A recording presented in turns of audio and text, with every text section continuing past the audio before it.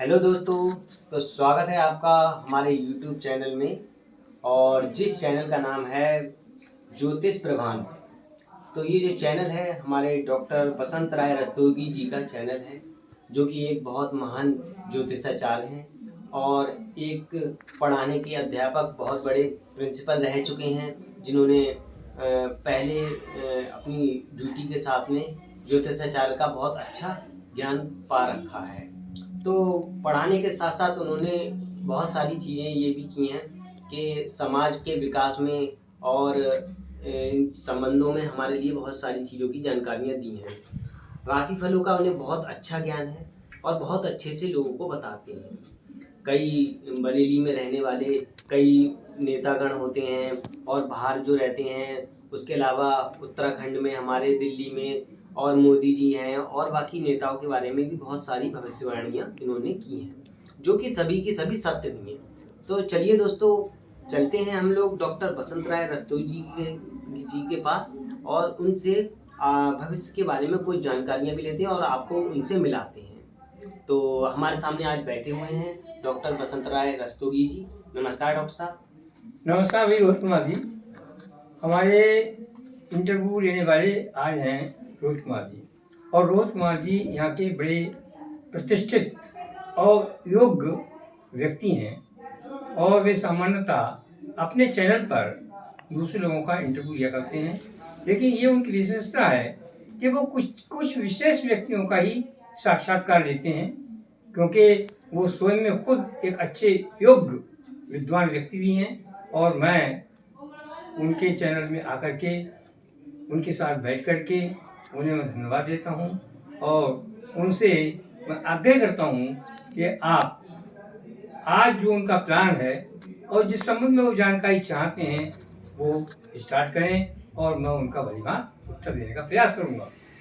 धन्यवाद डॉक्टर साहब।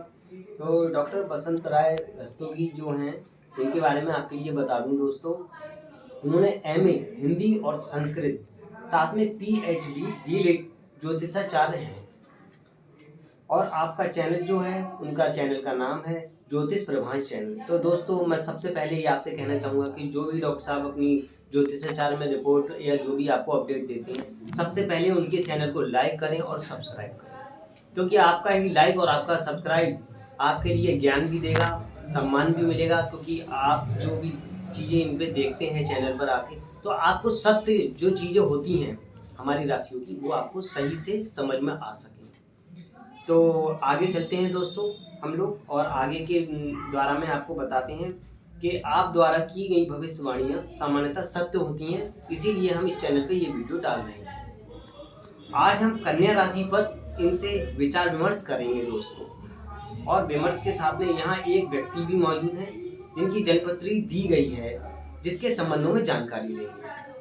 तो बसंत राय रस्तोगी जी से हम सवाल पूछेंगे इसी राशि के बारे में दोस्तों, जो कि कन्या राशि पर आधारित है। और जो व्यक्ति हैं वो भी बैठे हुए हैं, उसके बाद में उनसे भी पूछा जाएगा कि बसंत राय रस्तोगी जी ने जो हमारे लिए राशि के बारे में बताया है, वो उसमें कितना सत्य है और कितना ठीक है, तो वो व्यक्ति भी हमें बताएंगे। तो वीडियो के अंत में हम आपके लिए ये भी जानकारी देंगे दोस्तों। तो यह पत्री किस लगन की है? देखिए, ये पत्री सिंह लगन की है, और इस लगन का स्वामी सूर्य होता है। पहले मैं आपको बताऊं तो ये लगन किसे कहते हैं जी।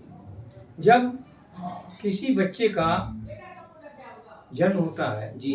तो आकाश मंडल में और जिस दिशा में कोई ग्रह उदित होता है जी। और उस उदित ग्रह के प्रकाश में जब बच्चे का जन्म होता है तो वो लगन कहलाता है। अच्छा। तो ऐसी स्थिति में ये सिंह लगन है, और सिंह लगन एक बड़ा प्रभावशाली लगन होती है। वो साधारण व्यक्ति की नहीं होती है। अगर उसके जन्म पत्री में ग्रह सही स्थिति में बैठे हुए हैं तो व्यक्ति बहुत प्रभावशाली, तेजस्वी और राजा के समान सुखी और संपन्न होता है। जी। अच्छा डॉक्टर साहब, सिंह लगन का स्वामी कौन है? देखिए, बहुत सही बात है। हर जितनी भी राशियां हैं, हर राशि का एक स्वामी होता है जी। और सिंह लगन का भी स्वामी है। हालांकि सिंह लगन और कर्क लगन दोनों ग्रह की एक एक राशि होती है जी। और वो एक एक ही स्वामी होता है। जी सिंह लगन का स्वामी सूर्य है। जी सूर्य को ग्रहों का राजा कहा जाता है। जी अगर सूर्य सही स्थिति में बैठा हुआ है जी तो आप ही समझ लीजिए कि सूर्य व्यक्ति के लिए बहुत ऊंचाइयों को पहुंचाता है, जी उसके सारे कार्यों को पूरा करता है, उसके सामने कोई बोल नहीं सकता है, कोई टिक नहीं सकता है। लेकिन अगर सूर्य कहीं सही स्थिति में नहीं है तो वो समस्या उत्पन्न करता है, जी क्योंकि सूर्य सारे ग्रहों का राजा है। कोई भी ग्रह सूर्य के प्रकाश में आ जाता है, सूर्य के नजदीक आ जाता है तो वो अस्त हो जाता है। जी। अच्छा, तो अगला सवाल है मेरा, इस पत्र की राशियां क्या होती हैं? देखिए, ये जो जन्मपत्री राशि तो लगन कोई भी हो सकती है जी। और राशि अलग अलग हो सकती है। तो इस पत्री की कन्या राशि है अच्छा और कन्या राशि भी राशियों में छठी राशि है। मेष, वृष, मिथुन, कर्क, सिंह और कन्या, यानी गिनती में वो कालपुरुष गिनती में छठी राशि कन्या राशि कहलाती है और इस पत्री में कन्या राशि है। ठीक है। अगला सवाल है मेरा, इस पत्री में मंगल की स्थिति क्या होती है? देखिए, अब आपने ये सवाल जो किया वो आपने ठीक किया। देखिए, जी इस पत्री में मंगल जो है जी वो चतुर्थ भाव का स्वामी है। इसकी एक राशि कहलाती है वृश्चिक, जी और वृश्चिक राशि जो है वो है चतुर्थ भाव में, जी और उस चतुर्थ भाव का स्वामी मंगल है। अच्छा, और वही मंगल जो है वो पत्री में नवम भाव का भी मालिक है। नवम भाव को भाग्य भाव भी कहते हैं।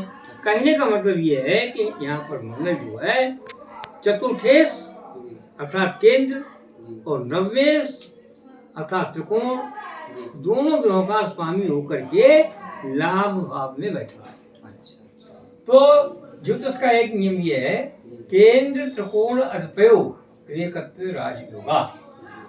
अगर कोई एक ग्रह केंद्र का भी स्वामी हो जी और त्रिकोण का भी स्वामी हो जी तो राजयोगकारी होता है, यानी उस व्यक्ति के लिए वो राजपद दिलाता है। अच्छा अब मंगल जो बैठा हुआ लाभ स्थान में, जी। हालांकि लाभ स्थान जो है एक शुभ स्थान नहीं माना जाता, लेकिन लाभ तो कराता ही है। जी कुछ कमियां भी आ सकती हैं, यानी भाग्य में थोड़ी कमियां, लेकिन वो अपना जब त्रिकोण का स्वामी है तो फल तो अवश्य देगा। जी। अब मंगल को आप क्या समझते हैं? मंगल तो एक बहुत तेज ग्रह है। मंगल जो ग्रहों का सेनापति है, अच्छा कंट्रोलिंग पावर मंगल में है। जी अगर मंगल सही स्थिति में है जी तो मंगल आदमी को कहीं से कहीं पहुंचा सकता है। देखिए, मंगल प्रधान व्यक्ति जो है वो सामान्यतः मिलिट्री में भी होता है। अच्छा मंगल प्रधान आदमी सर्जन भी होता है, डॉक्टर। जी मंगल प्रधान व्यक्ति में ज्ञान भी होता है। ऐसा नहीं है कि सेना का सेनापति जो है बिना ज्ञान का व्यक्ति जिसे चाह मारने लगे, ऐसा नहीं। जी उसमें लाइट है, रोशनी है। जी जब चंद्रमा में रोशनी है जी मंगल में भी रोशनी है, सूर्य में रोशनी है जी। मंगल में भी रोशनी है। जिस ग्रह में रोशनी है, जिस ग्रह में प्रकाश है, उसमें ज्ञान भी है, उसमें बुद्धि भी है, जी। उसमें शक्ति भी है। तो मंगल में भी शक्ति है और मंगल व्यक्ति के लिए बड़े ऊंचे ऊंचे पदों तक पहुंचाता है। और इस जन्मपत्री में मंगल जो है, समझ लीजिए कि चंद्रमा पर दृष्टि है उसकी, यानी इसकी जो है कन्या राशि है और कन्या राशि में ही चंद्रमा बैठा हुआ है, अपने राशि में बैठा हुआ है, और चौथी दृष्टि जो है मंगल की है। तो चौथी दृष्टि मंगल की चंद्रमा से संपर्क होने से वो शुभ है। वैसे सामान्य स्थिति में तो अगर दोनों एक जगह बैठे होते तो ये कहा जाए चंद्र मंगल संयोगे जन्म काले गवे तस् ज्ञात लक्ष्मी न बचती। जी अगर चंद्रमा और मंगल दोनों एक जगह बैठ जाए ठीक तो उसके घर से राज लक्ष्मी की विदा नहीं होती है। जी। लेकिन ठीक है, नहीं बैठे कोई बात नहीं है, लेकिन चंद्रमा पर मंगल की दृष्टि तो है जी धनभाव पर, जी और जब धनभाव पर है तो संपर्क तो कोई ना कोई हो ही गया। संपर्क कई प्रकार से होता है। संपर्क तो ये भी होता है हम दोनों पास बैठे हुए हैं, जी। संपर्क ये होता है एक दूसरे को देख रहे हैं।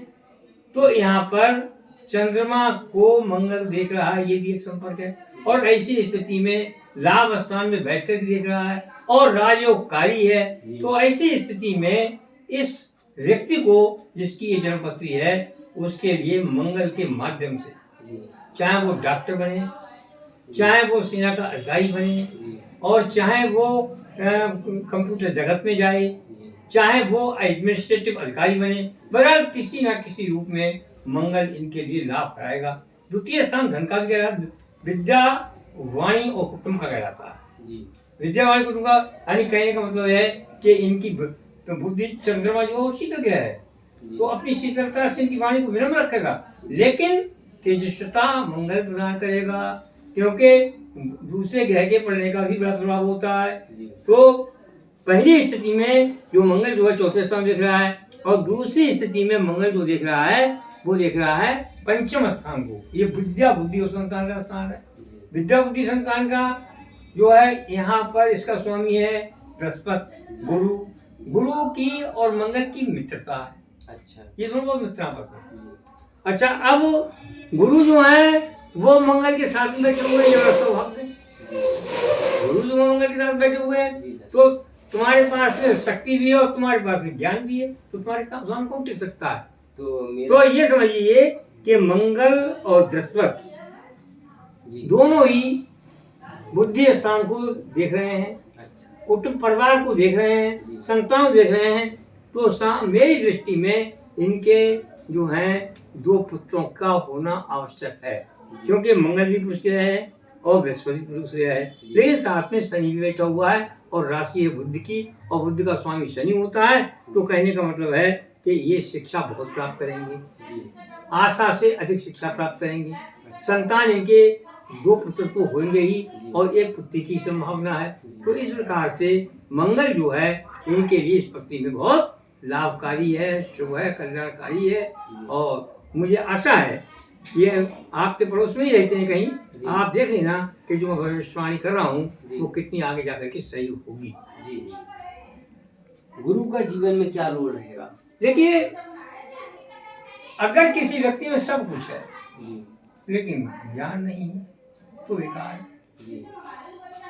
ज्ञानम न शीलम गुणो न धर्म ते मृत्युलोके भुवा रूता तेषाम न विद्या तपो न ज्ञानम।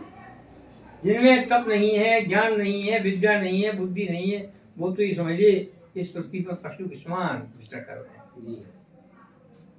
उनका जीवन कुछ नहीं।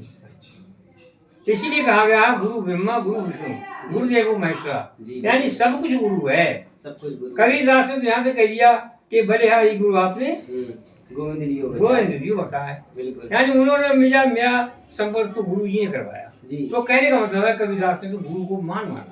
तो विद्या भी जीवन की एक प्रधान चीज है, और विद्या के क्षेत्र में ये जातक जो है बहुत बलशाली है, क्योंकि इनका गुरु जो है वो लाभ स्थान में बैठा हुआ है। अब इनका गुरु जो है एक तो जो है पंचम स्थान का मालिक है और अष्टम स्थान का मालिक। पंचम स्थान का मालिक जो है वो होने से विद्या, बुद्धि और संतान, ये सब बढ़िया पहले बता चुका हूँ। एक ज्योतिष का नियम है कि अगर किसी भी ग्रह की, शुभ ग्रह की राशि कहीं हो और वो उस राशि का स्वामी उसे देखता हो, सूर्य भाव तो दृष्टो वा सौम्यई तस् अस्ति वृद्धि, यानी जब वो अपनी दृष्टि से अपने भाव को देख लेता है वो शुभ ग्रह, तो इसलिए उसमें ये समझिए कि उन्नति के पर लग जाते हैं, सोने में सुहागा हो जाता।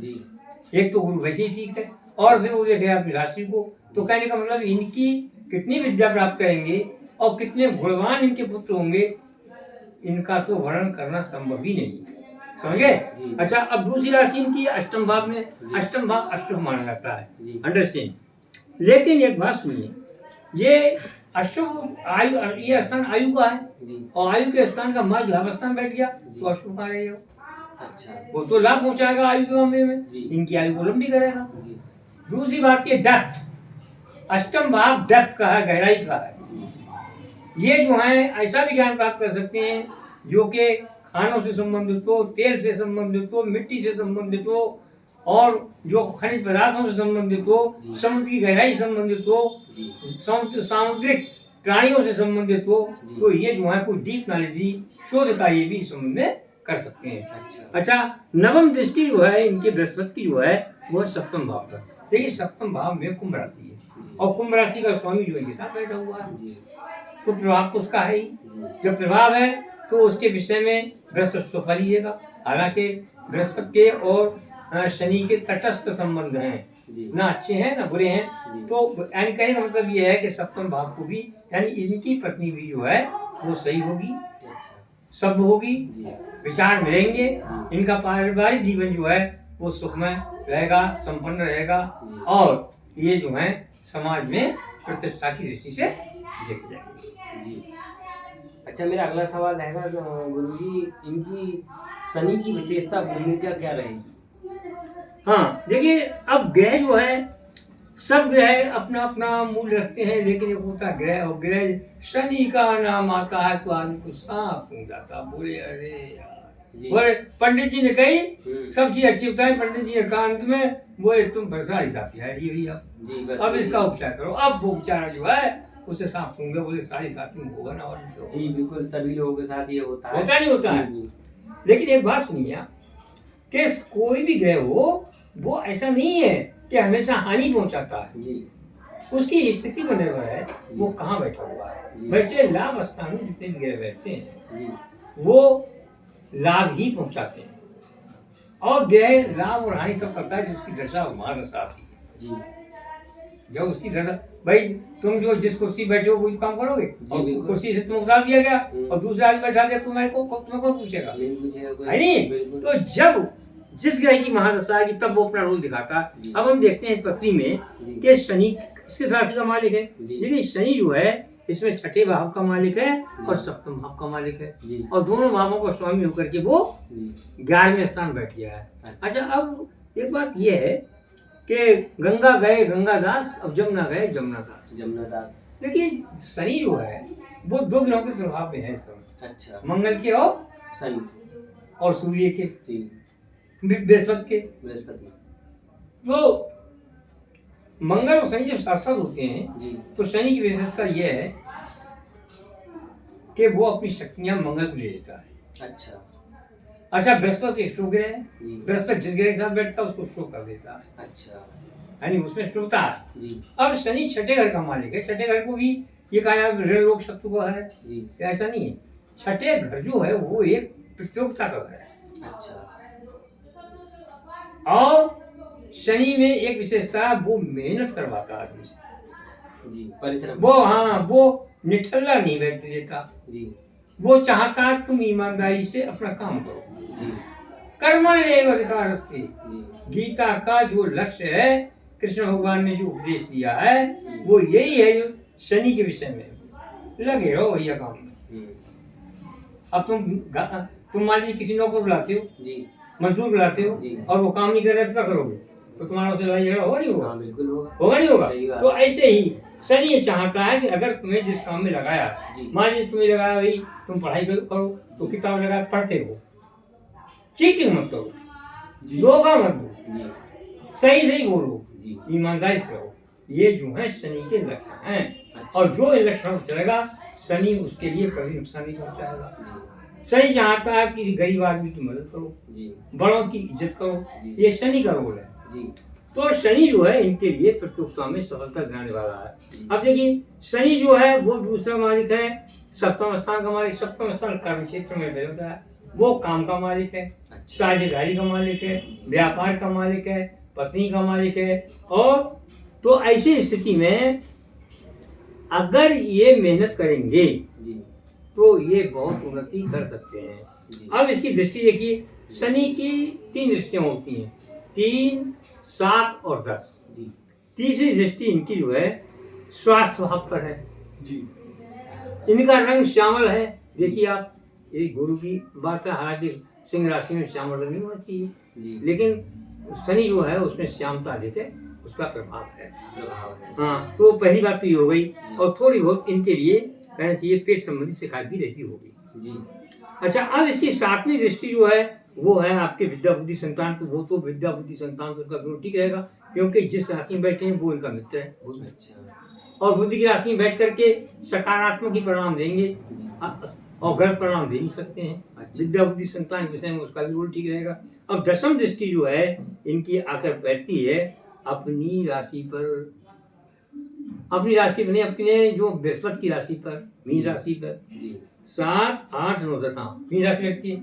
और ज्योतिष का एक नियम है कि बृहस्पति सब जगह नुकसान पहुंचाता है, लेकिन मीन राशि में और धनु राशि में जो बृहस्पति की राशि है उनमें हानि नहीं पहुंचाता। अच्छा और ये 8वां स्थान है जी जिस पर दृष्टि है, ये 8वां स्थान है। और 8वां स्थान जो है इसका अपना स्थान है, आयु का कारक है शनि स्वयं।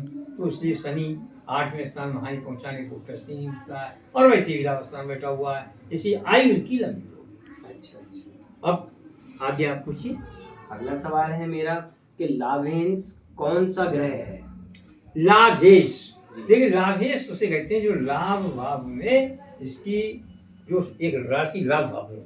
अच्छा समझा? जी जिस भाव में उसकी राशि होती है उसी भाव का वो स्वामी होता है। अच्छा तो लाभेश जो है इसका है बुध। अच्छा बुध है और बुध जो है उसकी दूसरी राशि जो है धन भाव में है। जी। अच्छा, और वो बैठा हुआ कहाँ है? वो बैठा हुआ है 10वें स्थान में। अच्छा और सूर्य के साथ बैठा हुआ है। सूर्य के साथ में। तो 10वां स्थान जो है कर्म क्षेत्र है। ठीक। और लाभेश जो है वो बुध है। अच्छा धन यानी कहने का मतलब है कि बुध जो है अपनी बुद्धि से लाभ भी कराएगा जी और कोष की वृद्धि भी कराएगा, क्योंकि वो कन्या राशि में द्वितीय भाव में धन भाव में उसकी राशि है। राशि है।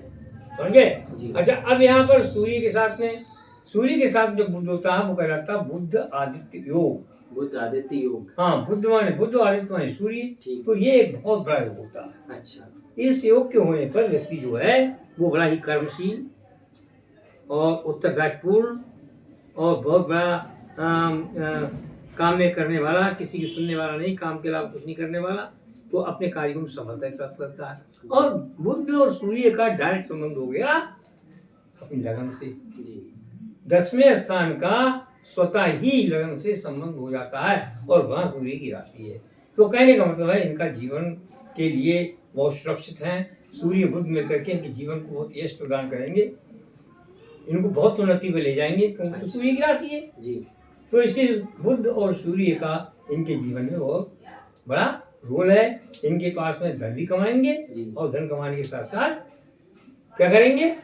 उन्नति की संचय भी इनका होगा, अच्छा। इकट्ठा भी होगा। अच्छा अच्छा, एक बात मैं बताऊं, ये कुछ ज्योतिषी तो मैं ये नहीं कहता हूँ बहुत कुछ जानता हूँ, लेकिन जानता हूँ थोड़ा हूँ, लेकिन मैं सोचता बहुत हूँ। देखिए चंद्रमा में प्रकाश है जी प्रकाश है, लेकिन बुद्धि नहीं है।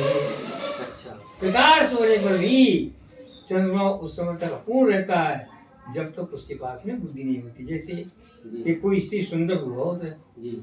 लेकिन दिमाग से हल्की है, दिमाग से हल्की है, तो उसे तो जगह जगह में तंग करेंगे। बिल्कुल सही बात है। इसी प्रकार से जब चंद्रमा का और बुध का संपर्क होता है जी तो ये भी एक बहुत बड़ा योग होता है, अच्छा बहुत शुभ योग होता है। जी क्यों कि चंद्रमा में सौंदर्य है, जी चंद्रमा में ज्ञान है, जी। लेकिन उस ज्ञान का सदुपयोग करने की शक्ति बुद्ध में है। बुद्ध में। इसलिए यहाँ धन का संचय होगा। अच्छा समझिए आप नहीं समझिए? बहुत देखिए किसी चीज को समझने और समझाने के लिए उस सब्जेक्ट की पूरी जानकारी होनी चाहिए। उसकी मतलब ये होना चाहिए कि वो कहीं गलत ना बता जाए, उसे जी। सही ढंग से समझना चाहिए। जी जी जी। और आगे बढ़िए, बोलिए। तो अगला सवाल मेरा है, शुक्र जो है किस भाव में तथा किस राशि में है? हाँ, अब देखिए मैंने तुम बताया कि सूर्य राजा है, जी। शासन करता है, जी गुरु ज्ञान देता है, जी बुद्ध में बुद्धि होती है, चंद्रमा में सौंदर्य है, जी और शुक्र में आकर्षण है, जी विलासता है, जी। भोग है। क्यों? शुक्र स्त्री का प्रतीक है। अच्छा समझ में? जी अब शुक्र जो है इनका जो बैठा हुआ है वो भी अपनी राशि का मालिक होकर बैठा हुआ है 10वें घर में। जी तो कहने का मतलब ये है कि ये हो सकता है कि कंप्यूटर जगत में ये ख्याति प्राप्त कर सकते हैं। जी। शुक्र का सबसे ज्यादा संबंध जो है मीडिया से, अच्छा और ये मीडिया के क्षेत्र में कोई इंजीनियरिंग करें या कोई ज्ञान प्राप्त करें तो इसलिए विश्व विख्यात हो सकते हैं, बहुत प्रसिद्ध, क्योंकि अपनी राशि में सुष्टु भाव तो दृष्टो भाव समयी तसस वृद्धि। जब कोई ग्रह अपनी राशि में बैठा हुआ होता है तो उसमें अथा पावर की इसके सामने न सूर्य में इतनी पावर है, और दूसरी बात है कि शनि इनका दोस्त है। अच्छा। तो शुक्र शनि दोनों की जगह बैठे हुए हैं। जी। तो शुक्र कह रहा बेटा मेहनत करो, वो शनि कह रहा बेटा मेहनत करो, जी। और शुक्र में तो है ही आकर्षण, जी। शुक्र तो करिए अपना काम। जी। तो शुक्र जो है, और शुक्र की दृष्टि जो 10वें स्थान बैठा है, इसलिए इसका भी स्वाभाविक संबंध लगन से है। जी। आदमी के उसमें व्यक्तित्व में, प्रभाव में आकर्षण लाएगा। जी। भले ही इनका रंग श्यामल हो, जी। लेकिन इनमें सौंदर्य है। जी। इनमें एक चेहरे का आकर्षण है, जी। और जितने बड़े होंगे उतना बढ़ता रहेगा। अच्छा। तो विरासता की सारी चीजें उपलब्ध कराने का काम किसका है?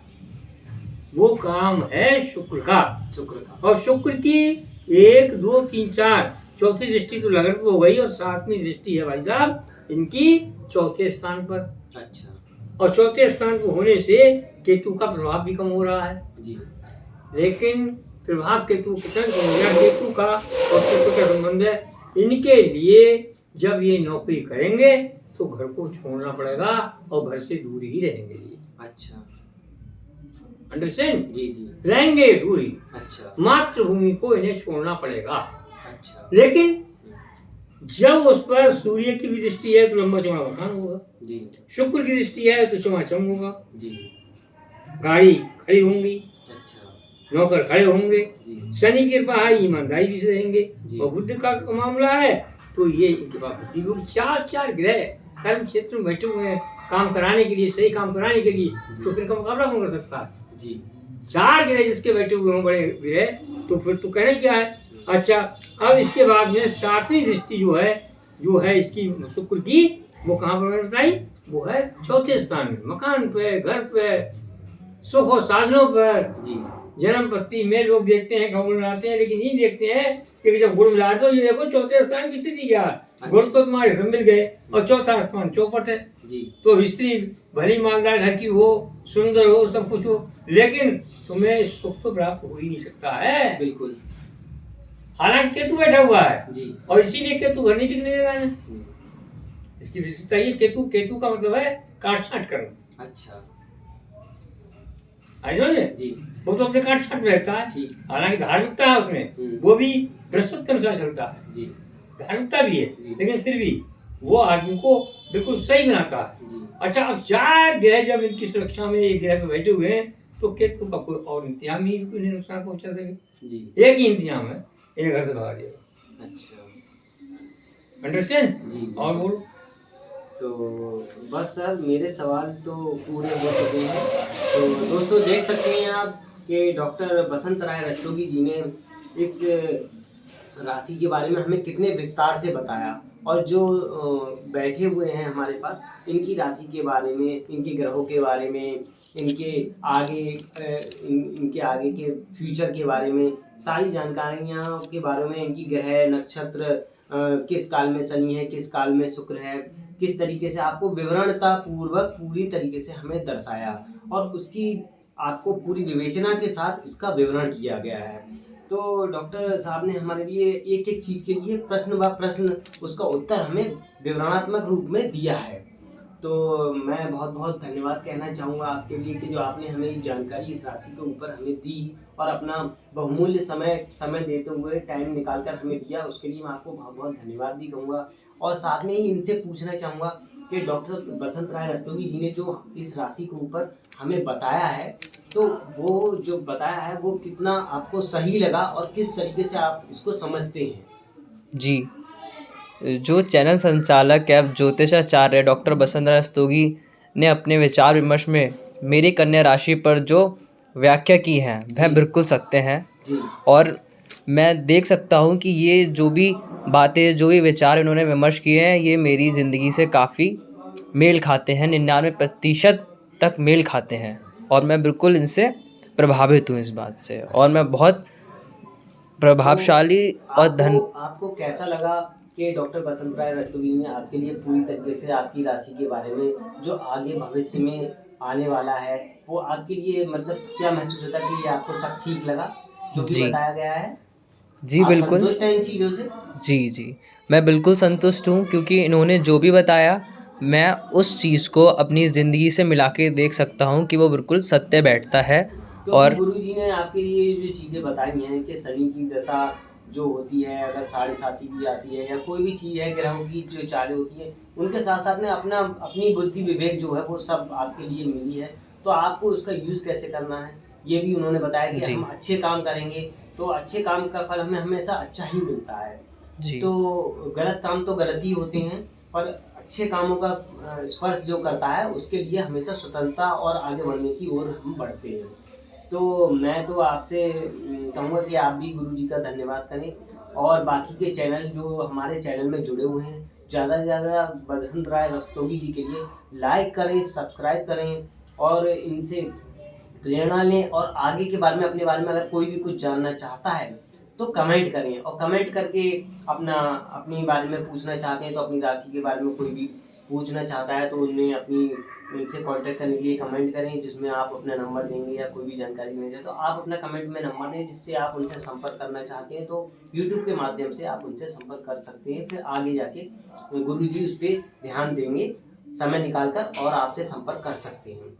तो मेरी तरफ से डॉक्टर साहब बसंत राय रस्तोगी के लिए बहुत बहुत धन्यवाद कि आपने हमारे लिए इतना समय दिया और बहुत अच्छे तरीके से आपने समझाया, तो उसके लिए आपका मैं बहुत बहुत धन्यवाद करता हूँ। मैं सभी श्रोताओं को धन्यवाद देता हूँ कि मैंने अपने जो जातक है जिसकी जन्म पत्र मैंने देखी है जी उसके संबंध में बिल्कुल सही अपने हिसाब से बिल्कुल सत्य ज्ञान स्पष्ट किया है। जी। और ये तो वही जानते हूँ कितना सत्य और सत्य है, लेकिन मैं चाहता हूँ कि श्रोतागण इस बात का अनुभव करें जी। कि ज्योतिष क्या है और उसे कैसे समझना चाहिए। जी। और ये भी मैं बताता हूँ जितने भी नौसिखिया ज्योतिषी हैं वो मेरे चैनल को अवश्य देखा करें, क्योंकि मैं जो भी बात बताता हूँ वो अपनी तरफ से नहीं बताता हूँ बल्कि ज्योतिष के नियमों के आधार पर, जी। ज्योतिषाचार्य जो विद्वान हुए हैं उनके नियमों के आधार पर बताता हूँ। जी। सबको मेरा नमस्कार, धन्यवाद। धन्यवाद।